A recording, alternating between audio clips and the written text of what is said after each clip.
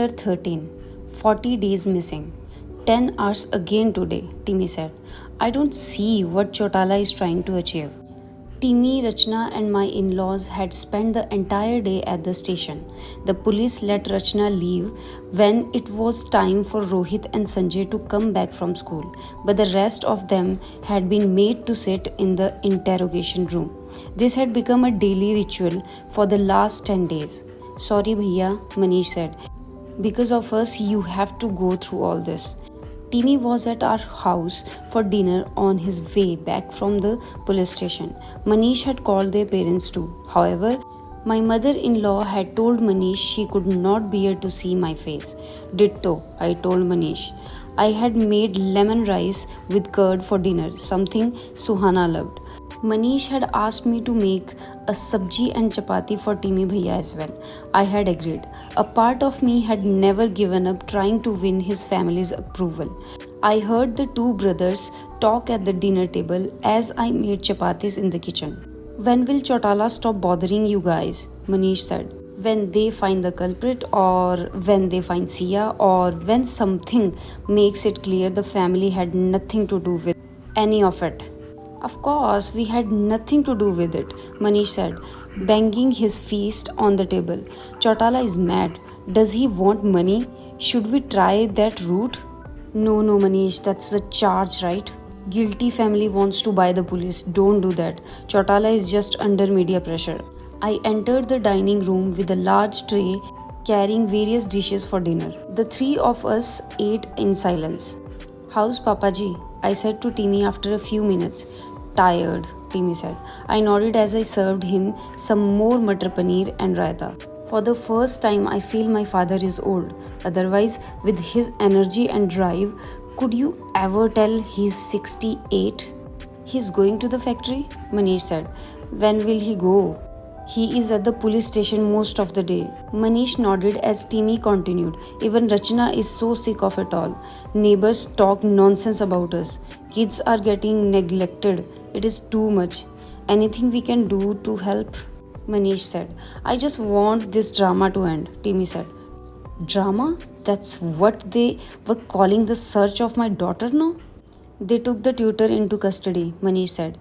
He had called me from his office where he spent most of his day. It helped him forget the pain, was what he told me.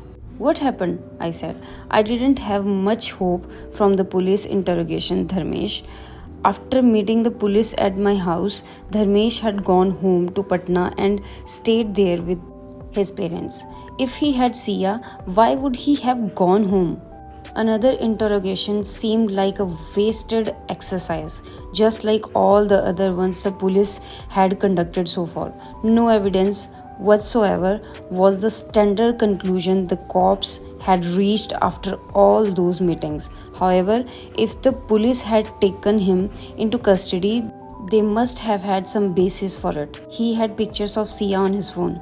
The police did a scrub of his phone hard drive. He had pictures of Sia in his secret folders. What? What kind of pictures? I don't know. Chotala said he wants to meet us. Station? I said.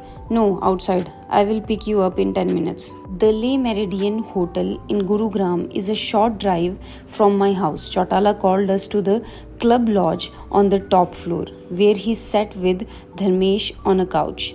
He was in white shirt and his khaki police pants. He had a fizzy drink in his hand. Dharmesh wore a tense expression. Too many people at the station. Hope you don't mind coming here. Not at all, sir. Manish said courteously. You never know who leaks what. Tala made the family meet another suspect, even when the family itself is suspect. You know how the media will twist it? Manish and I nodded, sipping the water served to us. I'm not trying to harass you or your family. I am under a lot of pressure. We understand, Chotala sir, Manish said. He might finally end your misery, Chotala said, pointing to Dharmesh. Does he know anything about Sia? I said. Chotala grinned at Dharmesh, who spoke in a rush. I don't know anything, Manish bhaiya, Alia didi. The police just kept me at the station. I did nothing. Chotala took out a set of color printouts from his briefcase and slid them towards us.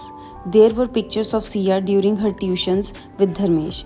I saw 2 selfies of Dharmesh with an unaware Sia solving math problems in the background. In one picture, she smiled at the camera with her tongue out. In another, she had a pencil in her mouth. Sir is quite a photographer, Chautala said and winked. Manish flipped through the picture again. Where is Sia? I said to Dharmesh. I don't care about anything else. I don't know, Didi, Dharmesh said, almost in tears. Why the fuck did you take her pictures when she was studying? Manish said menacingly. Just like that, bhaiya, sorry. You teach your students or take pictures with them? Manish said, loud enough for the waiters in the club lodge to look at our table. Manish ji, you don't need to raise your volume. He will talk. If not in this 5-star hotel, maybe at our 7-star lockup, we will give him room service, Chautala said. Dharmesh was crying by now. The police wouldn't have to beat him up. He would crack the moment they tossed him into the lockup. Chautala took out a small plastic packet from his briefcase. The packet contained 3 friendship bands. We found these at his apartment, Chautala said. Suhana mentioned these. I screamed. Yes, she said the kidnappers wore these. No, Alia Didi, I swear, I wasn't even in town that night. Relax, madam. We will ensure he talks, Chautala said and chuckled. Alia Didi, Sia made these bands. She herself gifted them to me when she got an A in a algebra test. Oh, hero. We will give you some gifts too, Chautala said. He grabbed Dharmesh's collar from the bag in a mock, playful manner. Just tell me where my daughter is, I said with folded hands. Madam, what are you doing? Chautala tut-tutted. Don't beg in front of his low life. This is my job. I will find out. I continued to talk. Please, Dharmesh, if you did something by mistake, tell me. I just want my little girl back. I took the photos, yes, but that's it. She was my prettiest student. I just took the pictures to show my friends, that's all. Mother promise. She is 12, Harami, Chautala said. Prettiest student? You will rot in jail for the rest of your life. I showed them to my mother also, Dharmesh said. Not in any bad way, it's just her unusual eye color. I shuddered. I had let this creepy man into my house for over a year.